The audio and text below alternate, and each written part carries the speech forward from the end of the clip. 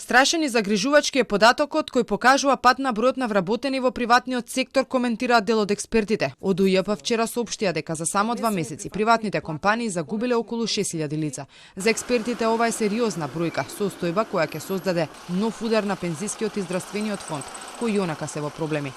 Вие како држава зависите многу од приватниот сектор и ова покажува дека се помалце и помалце ќе има даноци кои што ќе бидат платени од приватниот сектор. Тоа кажува дека ние уште повеќе се задолжиме, уште повеќе ќе расте јавниот долг спроти GDP.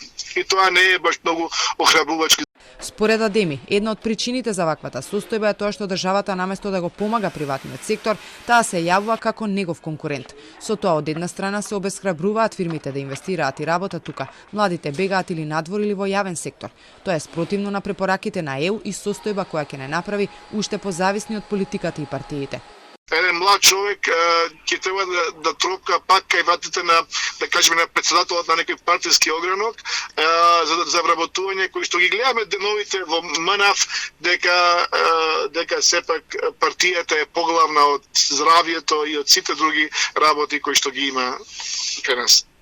За да се стави крај на оваа состојба, препорачува државата да создаде амбиент за работа на приватниот сектор, да го помага предприемништвото, секторите кои се клучни за економијата и извозот.